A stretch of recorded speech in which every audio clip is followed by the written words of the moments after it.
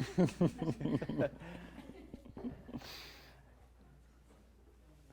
right, you set? Yeah. Cool. All right, welcome everybody.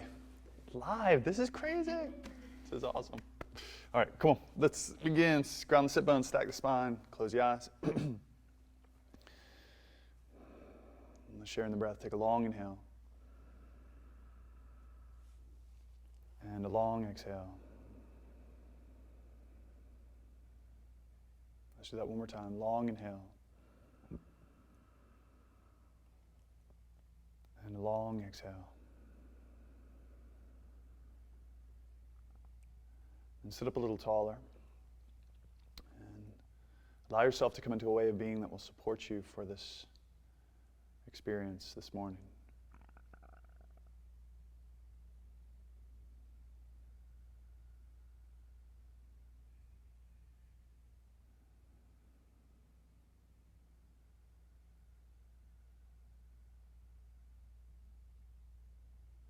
Bring your hands together, heart center, prayer position. Hold to that way of being as we seal it with one sound of peace, one Om. Take a big inhale.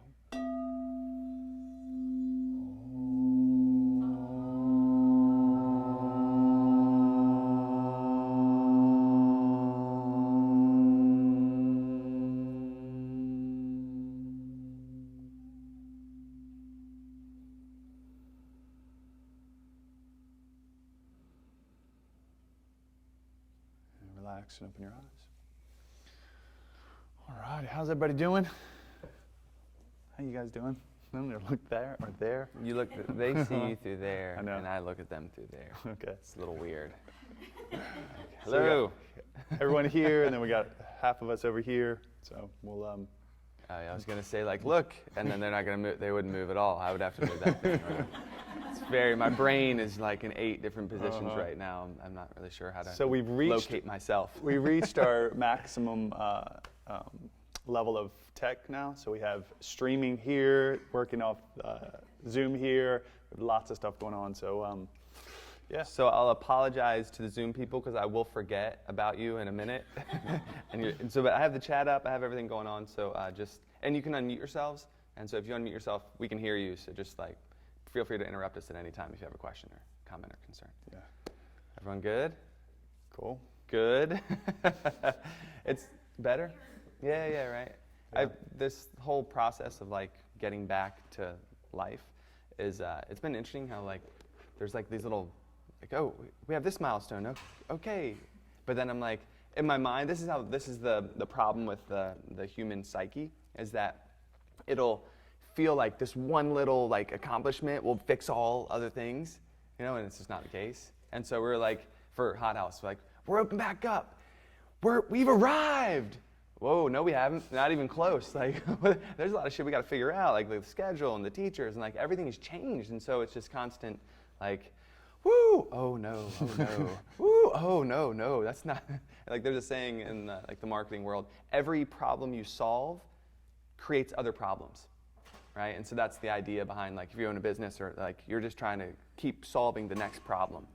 And so here's if you're like, I don't know what that means. So when someone signs up for yoga for the first time, like if they're online and they're like, I bought the intro package. In their mind, they've already practiced yoga, right? They're like, all my problems are solved. I'm flexible, I'm out of pain, and I'm stress-free. They haven't even gotten it, but like they haven't gone to their class yet, but they bought it. But then what's the next problem? Oh, I need a mat, or I need water, or what about the heat, or what about this? And so as like for us, it's always like, where are they right now? What is that next problem that we could potentially solve for them? But my point is not in like the marketing, but that's the good example that we always come up with because that's where our brains are. Is like, how can we help?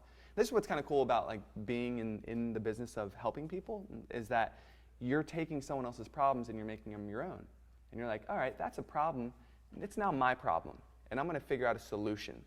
You all being, teachers are going to have that capability of like, oh, I know your problem, and I'm going to help you with that problem through yoga, and when you solve that problem, there's going to be another problem that you have to figure out. My point is, and some of you, it's been born from your experience of what you've lived through. Maybe it's your specific experience, or it may be an experience that you a loved one had, and you're like, oh yeah, my mission now is to help that. And so it's really important. My point is, you're going to help fix that, but there's always going to be something else. This is the reality of it, right? This is life. There's always going to be something else. There's always going to be another day. There's always going to be another problem. Something's going to come up that you have to like deal with. And so I think what this is for me, the way I look at this is, what's really being tested is my stamina, right? Can I continue? Winston Churchill talks about it. He has this quote. I forget the first two parts. It's like, success is not final. Failure is not fatal. It is the courage to continue that counts. Yeah, that is the exact quote, actually. But that's my point, is like the stamina, right? The stamina is the courage to continue, the courage to wake up every day and put one foot in front of the other and make another decision and then have something come up that you didn't plan and then just continue to work through it. It's the courage to continue. And I feel like that's what we're being tested. For me personally, how I look at it is like, all right, do I have the courage to continue this one? One more day? No. Okay, yes, all right. Then I call him up. I'm like, dude, get out of bed. We got to go. We got stuff to do. Come on. Like, so like 5 minutes before, or maybe it was like 7 minutes before, no one was here. I was like, John, don't make me go home and go to bed. I will do it. We were like, I think everyone's at the Wyndham right now. Like, we're supposed to do this at Doubletree, guys. Yeah, it was. If you quit but you don't tell anybody, it doesn't count. No, exactly right. You can start right back up. It doesn't count. Yeah, except for Chris. Yeah, exactly right. You can say, how many times has happened here? As long as you don't tell anybody. Mm-hmm. Nobody knows. Nobody knows. I think it goes back to what we were saying before. You know, the idea of failure is not really failure. It's result. It's a result, right? This idea of failure is something we have to get out of our minds. We have to pull that idea out of our minds and say, no, there's no such thing as failure. There's just results. And if it's not the result I want, then I need to do it again until I get the result that I want. But the best people at whatever, anything, guys, any industry, any practice, any sport, anything, the best people on the planet are the ones that have failed the most times, or the ones that got the most results, right? Say Tiger Woods. This pops into my mind, right? A Tiger Woods in his heyday. How about that? A Tiger Woods when he was a badass, right? He did it so much. He practiced so much. Even when he was at his prime, he would still finish a round and then go to the putting green and putt for hours and hours and hours, right? Even somebody at that level. I'm sure LeBron James or anyone at the top, anyone at their pinnacle, they're still putting in the time, failing. Results, getting samples, right? We talked about that before. So there's a lot of results lately. Like for us, it's been one thing after another. Something happens, okay, here's another problem, here's another problem, here's another problem, here's another problem. It's been full blast lately, so it's nice to, like, because this is like a bubble for you guys. It's a bubble for us too. Like, all right, we're shutting out everything. Shut out the whole world. We're going to come hang out with you guys and have a good weekend. So we're excited. I do need to apologize about how big this stage is. This is like it makes us feel We were looking important. for like an 8-footer. We wanted to only be, had like wanted to be a little 2-footer. higher. Not quite as big as Chris wanted, but I'll have to go with it. Yeah, I was hoping we could like have a dual, like I could be up and he could be lower. Some level to it. He'd be like 6 feet up, and you guys have to look up to him. It's really what he really wants. But yeah, so. Kiss the ring, please. You are not worthy. You will not graduate. Be gone.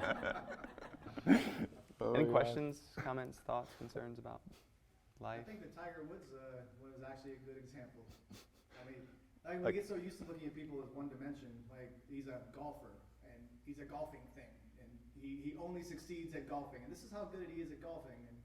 But suddenly we're faced to look at him like a human being, you know, and not necessarily he wasn't an evil human. He wasn't even a bad human. He's just a human. Yeah. And he did some bad things.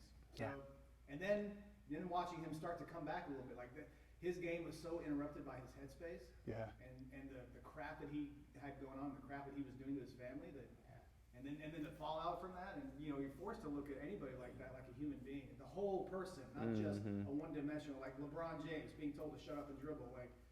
But what am I, a basketball playing thing? What am I, a golfing playing thing? Like we got to treat people like they're human beings, allow them to be humans, and still accept them as a golfer who's also a human, or a human who's also a golfer. You know, Yeah, totally. like they're just people. Yeah. But society looks at somebody that's reached a level of excellence and think that they have their entire life put together, right? Someone looks at Tiger Woods in their heyday and he's like, oh, his whole life is put together. There's nothing wrong with his life because because his golf game is so put together. Like the rest of his life could be a total shit show, which it kind of was. Right? I think there's an expectation that from us that when you see people here and succeeding, that they have it all together, and that's why there's disappointment when something happens and you realize that you're just like them. Yeah, exactly. Yeah. Because people find hope in that. You know, they find hope in somebody that's in front of the camera and is doing such excellent stuff.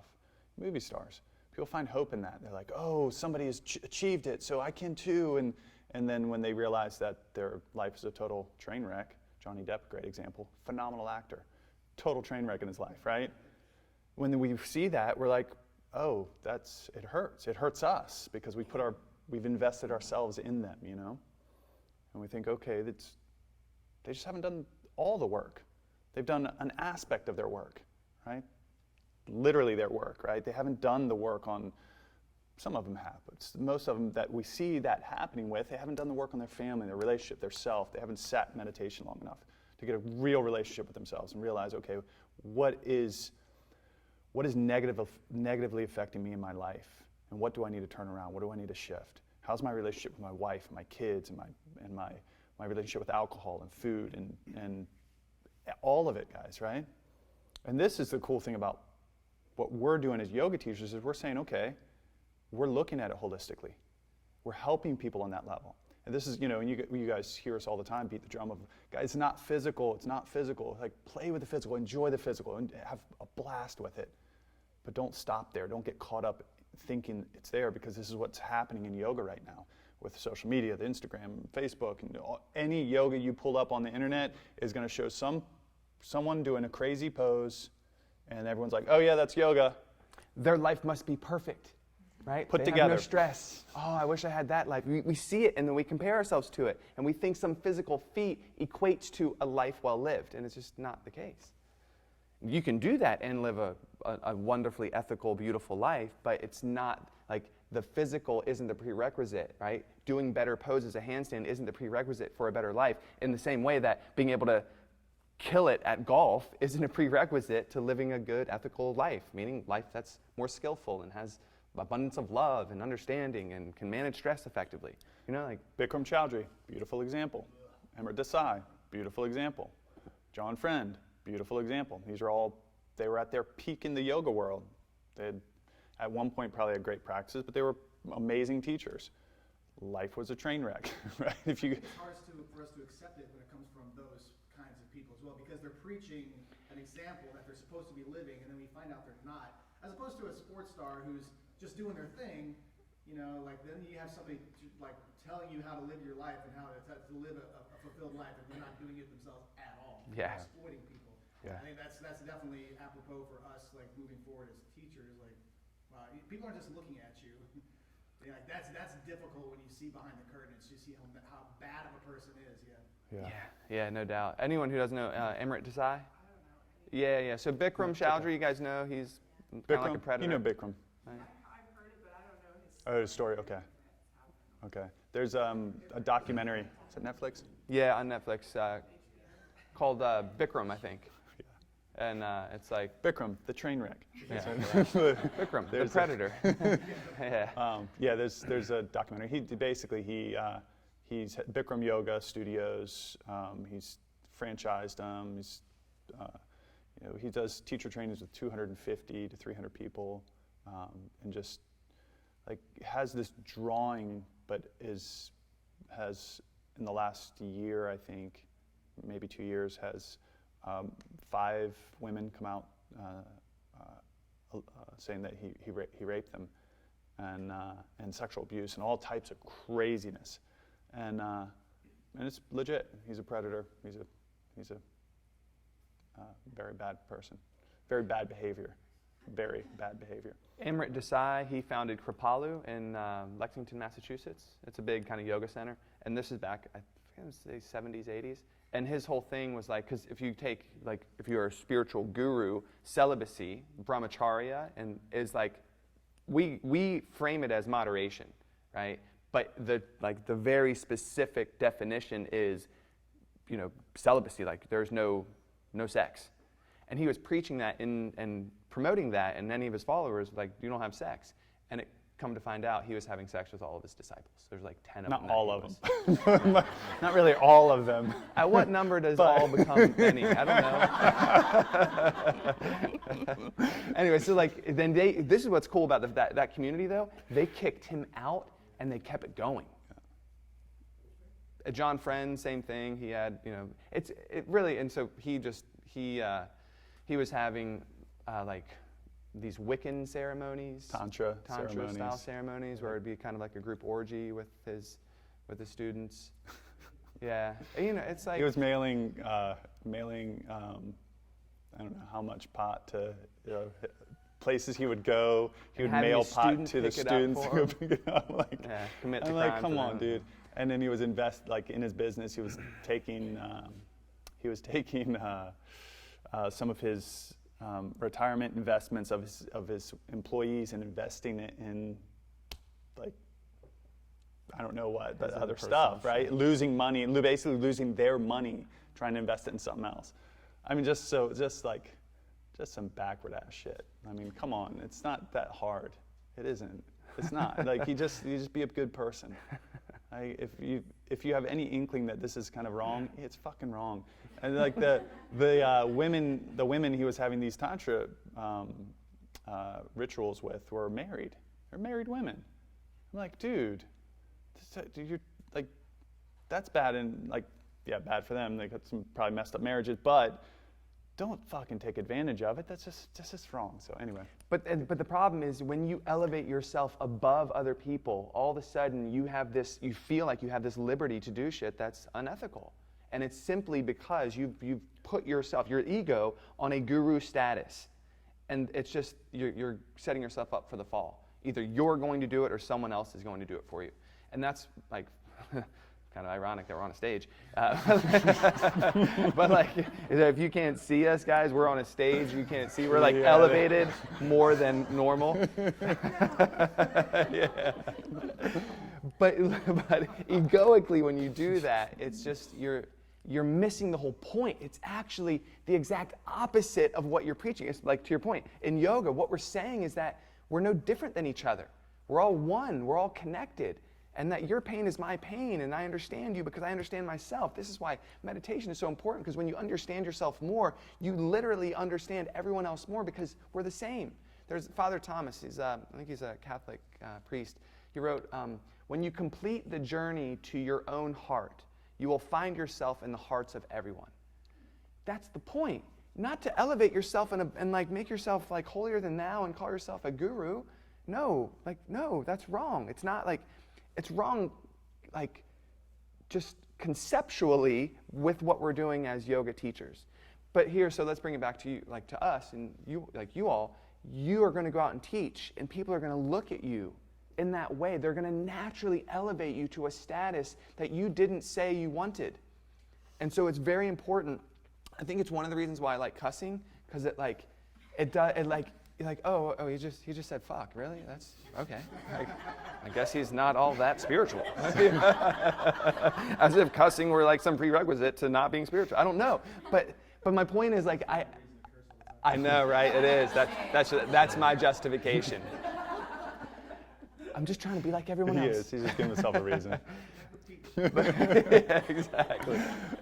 But my point is to do your best to make sure they know, and the real way to do it, quite honestly, is to share. Just tell your story. Share your stories of your hardships. Share your scars. Maybe not your wounds that are open right now that you're still dealing with, but share the scars, the wounds that you've had that have healed, that have made you who you are. And because what they want to see is your journey. They don't want to see you at the mountaintop. No one gives a shit about that. Right? In fact, you become unrelatable when you're at the mountaintop. And then you set yourself up for all this like, oh, I am at the mountaintop. I am egoic. And, oh, I should inflate myself. No. But because when you share your story, what ends up happening is they're like, oh, they're like me. I was right where you are. Period. So when you go out and start teaching, no orgies and then bring your own pot. basically what we're saying. Yeah, 2 rules. No orgies, bring your own weed. That's the 3 names. Write those down. That's pretty much it. Yeah. Totally. Yeah. So what did you learn in teacher training this weekend? No cussing, no orgies, and bring my own pot? All right. You guys ready to do some yoga? We're going to need to circle up. Yeah. Thank you, Neil. Oh my God. All right, let's do a journal writing and sharing. I think our creative juices are primed now. So we are going to get to this and get some real work done, although this is fun. I could do this all day long. If you would grab your 7 Spiritual Laws of Success journal. How many people do you have over here? 10. I think it's going to work. Unless I'm one of them. Okay, we'll figure it out. And this journal writing and the eventual sharing is going to be on the law of least effort. Is that correct, John? Yes, the law of least effort. Yes. Yes, law of least effort is on page 51. Really, it starts on 53. So if you need to review it, I know you read it. I don't know how long ago. This one feels like it was a quick turnaround, right? It was like 3 weeks. Yeah. So in the last 3 weeks you read it. If you need the Cliff Notes, it's in the very back of it. Just give yourself kind of a refresher about what the law of least effort is, and then let's do a journal writing on it.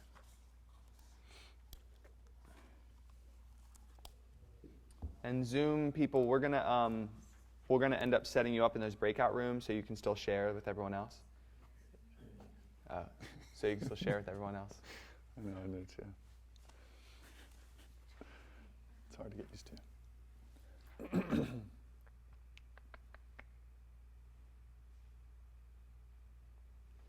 Bathsheba. That's interesting, Elizabeth. Bathsheba syndrome? I'll unmute you. Go ahead. Yeah, so back in the early 90s, there was an article titled The Bathsheba Syndrome, and I think the tagline was, the failure and ethics of naval leaders. And the story was on King David from the Old Testament, and how King David was favored in the eyes of God, and he rose to lead all of his people. He was mighty in battle, and he began to think that none of the rules applied to him. And so Bathsheba was the beautiful woman that he saw bathing one night. He took her to his bed. They actually conceived a child together. And so to cover up that sin, he then had her husband, who was one of his generals, sent out to the front lines so he would die in battle. His counselor, Nathan, tried to counsel him and say, hey, dude, you're not acting right. This is not okay. You've already committed this one sin. You're compiling all, and he just ignored him because he thought he was above it all.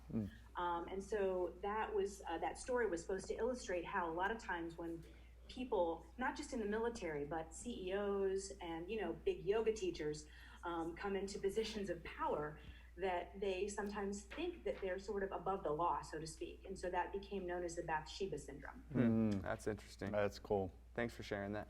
Awesome. Thanks, Yeah. Elizabeth.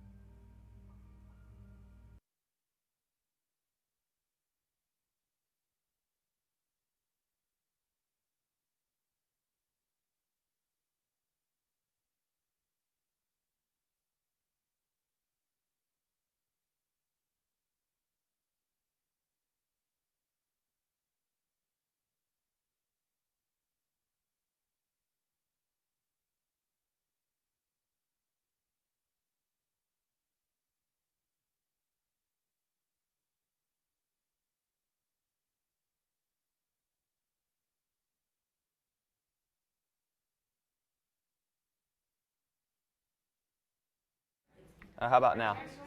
Is that better? Okay, cool. So the person, I'm going to create breakout rooms for you guys right now. There's going to be one of you who's alone, and I'm going to jump in with you and share. Sound good? Cool. And I'll take them. We'll do it all together. Actually, once you break out in the rooms, they're just rolling, right? Yep, once they break out in the rooms, we're going. Okay. So, do you want me to get them going? Alrighty. I mean, you're here, so I'm assuming you guys are cool. Mia, it's going to be you and me. Touching, right? You guys okay doing hand to hand? Yeah? Okay, person with the biggest hand's going first, going to share first. Cool? Person with the biggest hand, share first. Hi, Mia. There's some sanitizer somewhere. All right, let's ground the sit bones, stack the spine, close the eyes. Take a long inhale and a long exhale. Open your eyes and begin. I'll unmute you. Are you good? Yeah, I'm good. Can you hear me? Yes, I can. Hang tight. I'm going to turn the volume down so not everyone hears you. All right, you're good to go. I'm listening. Okay, so I focused on how to apply it into my life.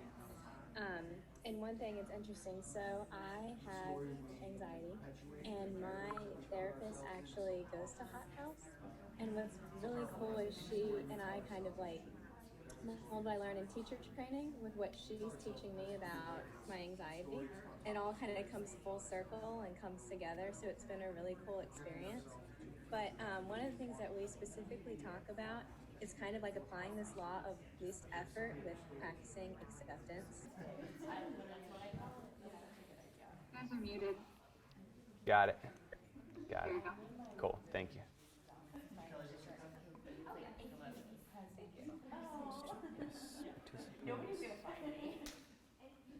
Chat.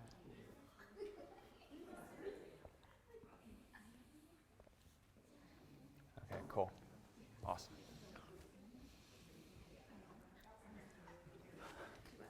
Alrighty, how was that? Any takeaways? Can everyone hear John? That's We're it. good? Yes, there was. Thank you. Yes, there was. And we're moving on. Any Anyone like to takeaways? share? Any takeaways you'd like to share?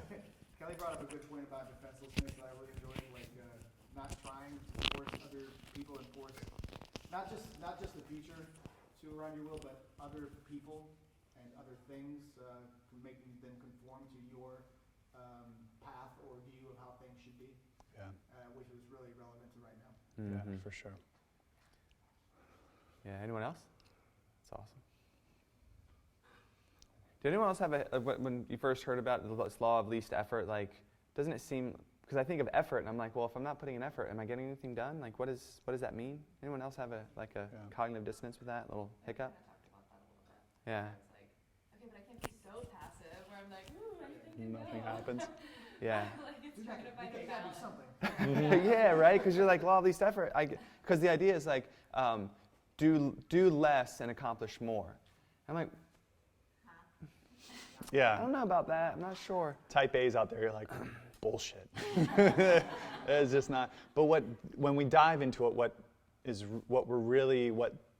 the idea really is move in the direction of your dreams, and when obstacles happen, don't fight them. Right? The obstacles in the path are the path. Is really what I take from that. Right? The obstacles in the path are the path, and when an obstacle comes up, I need to acknowledge it as part of the path, and that way I can be clear when I'm figuring out how to deal with it, whether I hit it straight on or go around it or whatever the thing is, right?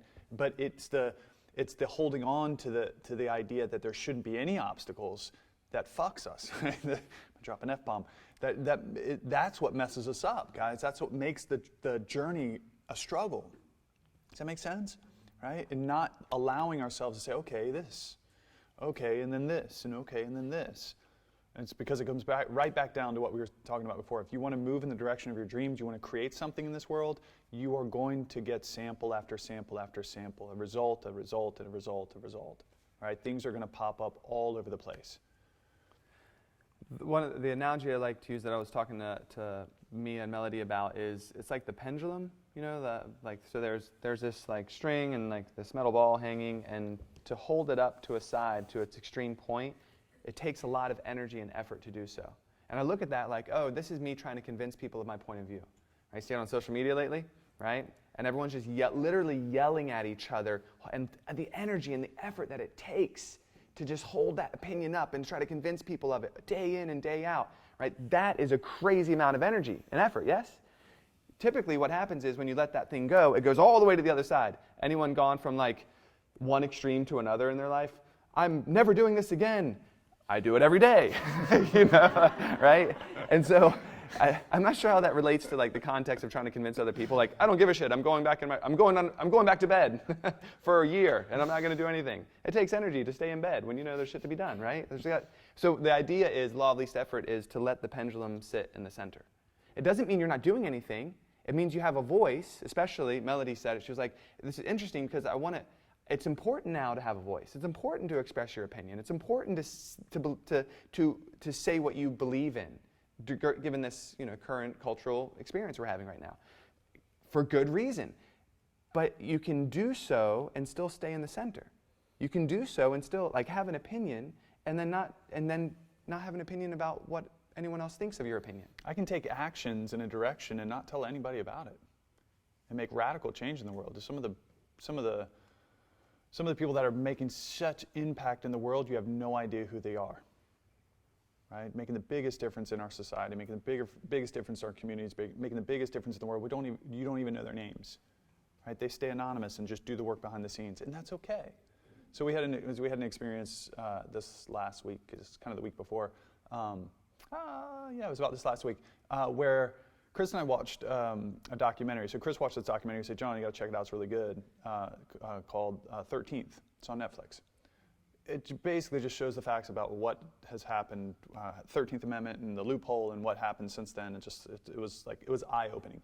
It's just information I didn't know. We weren't taught that in school. I didn't know it.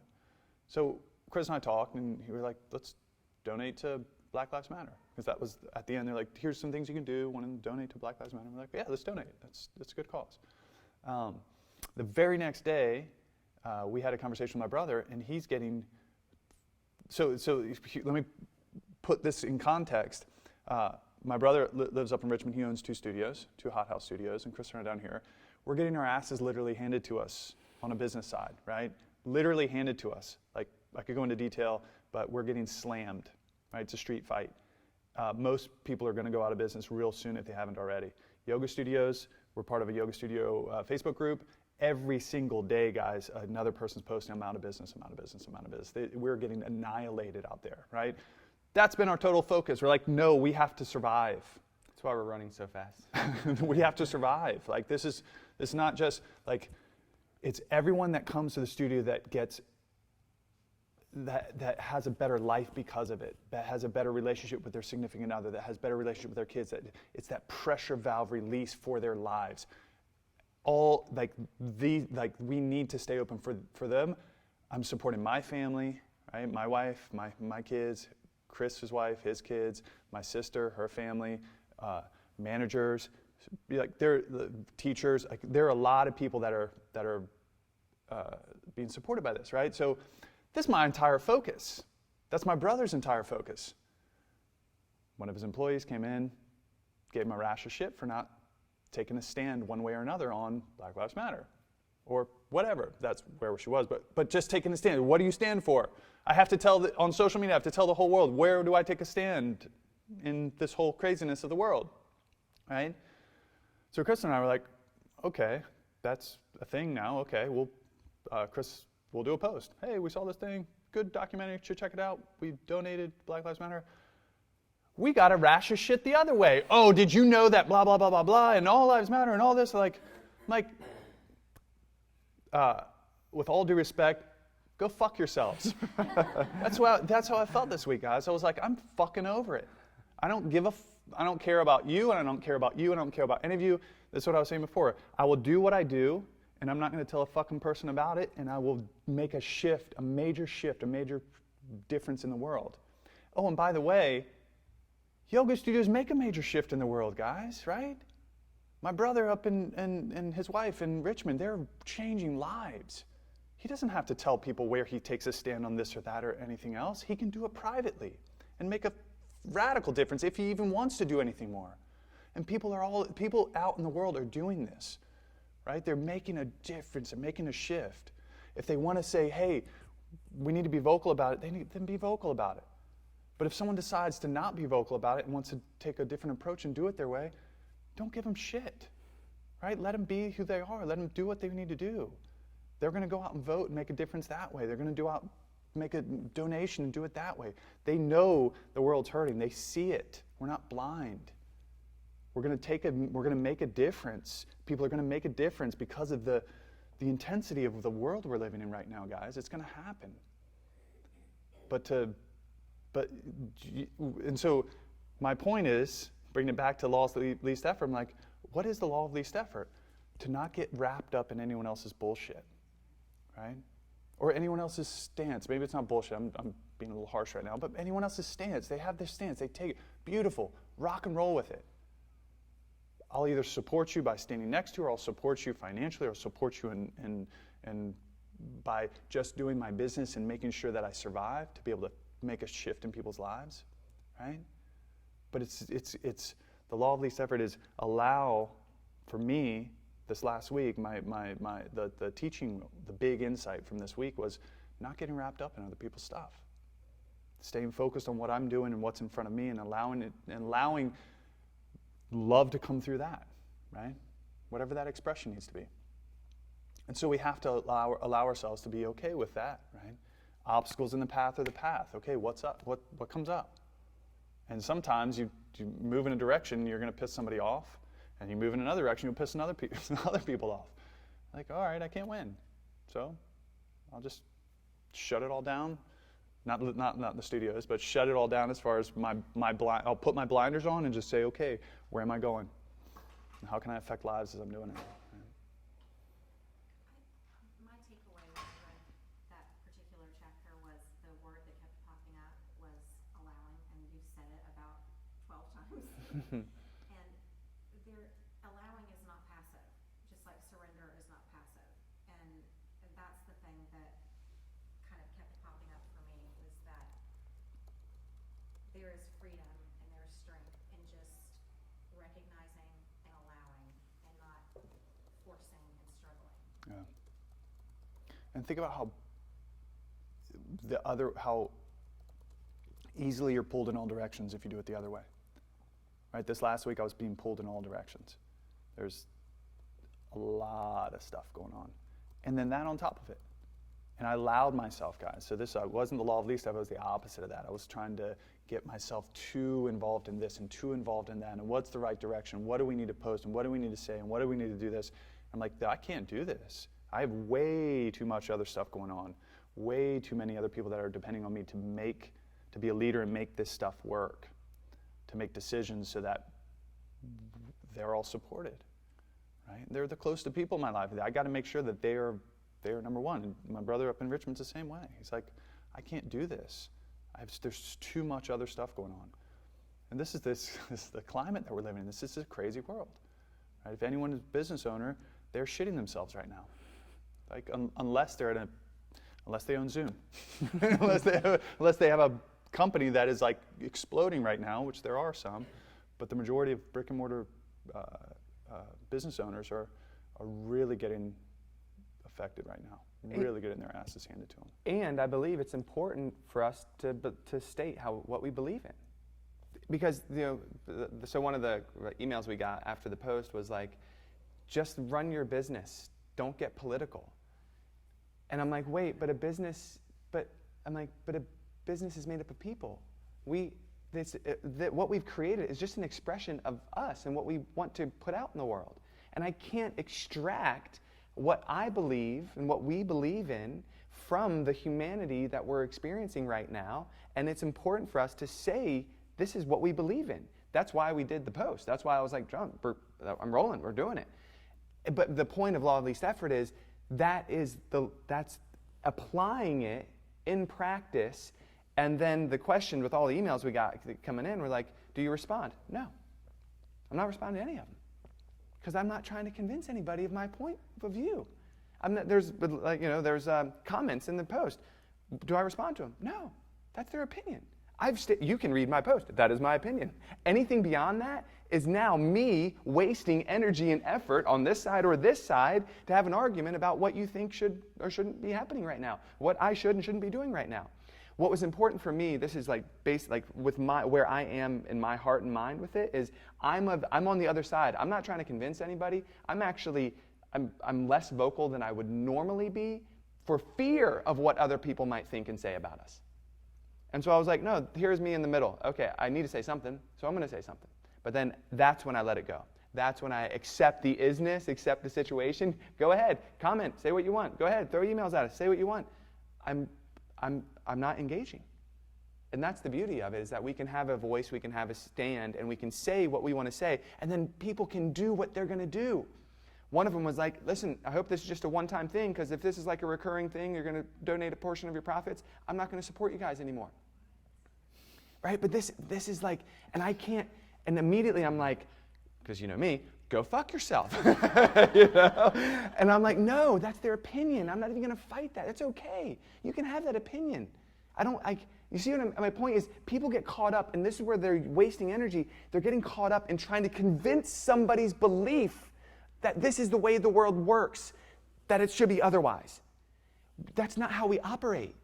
We don't operate. That is not how belief is changed. Belief is only changed through story.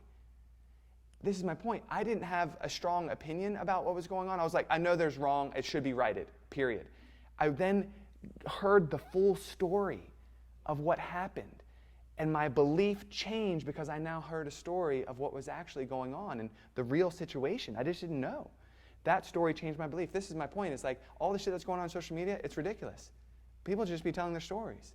If people told their stories, they'd be like, oh my God, I didn't know you dealt with that. I had no idea that was even a thing. Right? That's how real change actually comes about, is by telling each other our stories, which wraps right back into how we started this, which was when you're teaching, just tell your stories. And then that helps people align with your beliefs, and then we can move on and make some bigger changes in the world individually, because that's how it starts. Does that make sense? Is that framing the law of least effort into the cultural context that we're dealing with right now? And hope. It takes a little bit of effort, though, to. It can't do nothing. Yes, exactly. It does take a little bit of effort to allow them to have, because when someone says, that just goes right back to what we were talking about earlier, like, don't have an opinion. Just be a yoga teaching thing. Like, yeah, are right. you serious? What? They can't allow you to be a person, so then you have to give a little bit of effort to allow them to have an opinion on you having an opinion. Yes. But just the right amount of effort. Right.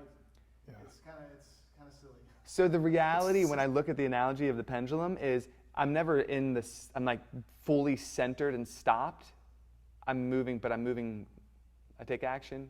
I voice my opinion. I listen. I don't react. I take action, I voice my opinion, I listen, I don't react. So it's just not the big swings, right? It's just I'm in this moderate, I'm taking action, I got to speak my opinion, but there's just less effort required to hold myself up at any one polarity. I think we saw that. Oh, sorry. And it goes back to the conversation that we had a few weeks ago about non-judgment. And until you walked in my shoes, and until you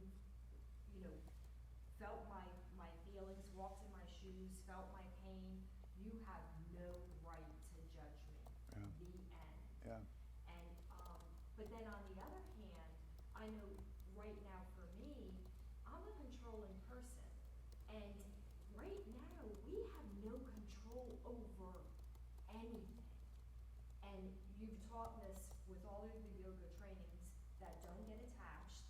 You're not, this is not your identity. But right now, we don't have any control. Last night, the news could have happened that COVID spiked, and you could have emailed us this morning and said, this is it. This isn't what I expected with teacher training. I expected the other experience. Everything in this world is so volatile right now. For me personally, I find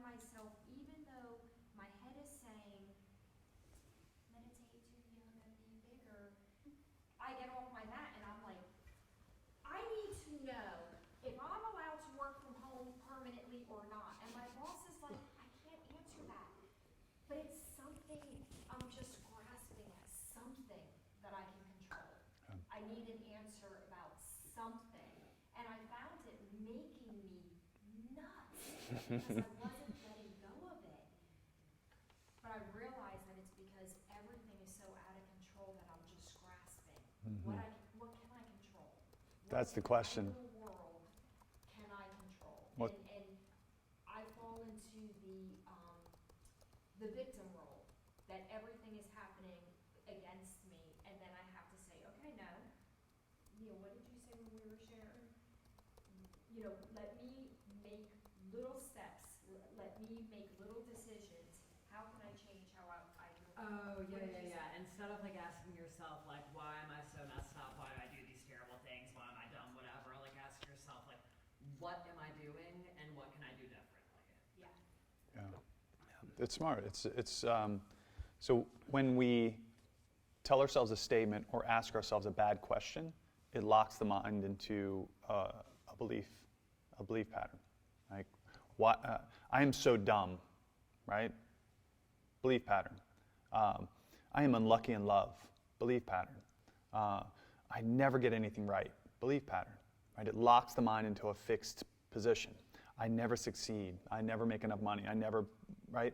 If we flip that and ask ourselves an empowering question, right? How can I find the person in my life? How can I be better at making money? How can I be a phenomenal yoga teacher? How can I X, Y, and Z, whatever the question is? It opens the mind. It opens the mind. It allows creativity to happen. If we tell ourselves a statement or a bad question, it locks our mind. The mind says, that's it. That's how it is. If we ask an empowering question, it opens the mind and the mind gets creative. How can I? Oh, okay, you can do this and this and this and this and this. And all of a sudden, imagination, creativity start to happen. This is so vital, guys. Ask yourselves the right questions. Questions invite revelations. If we ask ourselves the right questions, not only will we get good answers, but the mind will get creative with it. And that's how we get empowered, right? Back to what you were saying, Denise, is like, we can, what all of this is showing, guys, we went right from 2 months of crazy ass pandemic to 3 weeks now of social unjust, rioting, and everything else. The whole world has been ignited from this, right? Like, whoa, what it's showing is we don't have any control over the external. And everyone that places their control patterns in the external are getting their asses handed to them, right? What we do have control, like for all of us control freaks, myself included, we do have control over this, over how we see things, over our daily routines, over the things that can give us a sense of normalcy, give us a sense of empowerment. Right? Get up in the morning, move your body, meditate, write in your journal. Right? Do those every single morning. Let it ground you into seeing your vision, regardless of how crazy the world is, right? Let it ground you. We have to have daily routines. We have to do the things. Keep this control, guys. You get to choose to. No matter how insanely crazy the world gets, we get to choose how we want to see it and how we want to feel. Simply by doing the work, right? Chris, it is almost 10. Yeah, let's get ready to practice. Cool. So we're going to practice, and then we'll meditate afterwards. Right? We'll see how hot we can get this room. It's kind of a big room, but yeah, let's get ready to practice. Cool. Is that a different video link? Yes, so Zoom people, what you'll do is jump off, and on the email that Peggy sent you, there should be another one. And if it's not there, you'll see that link in the Awaken Life Yoga Academy Facebook group. You guys should all be a part of that.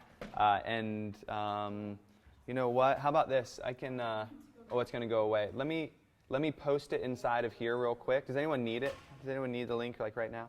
Does everyone? No. Do you need it, Leanne?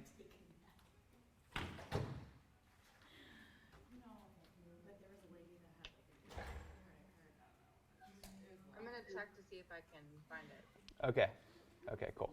Okay. So I'll end this and then we'll jump on to the other one. And let me. I'll try to find it real quick for you, Liam. Leanne, I can just text it to you. Okay, cool. It's on here. It's on the email. Okay, sweet. You don't need a password for that link. Awesome. All right, we'll see you in a minute.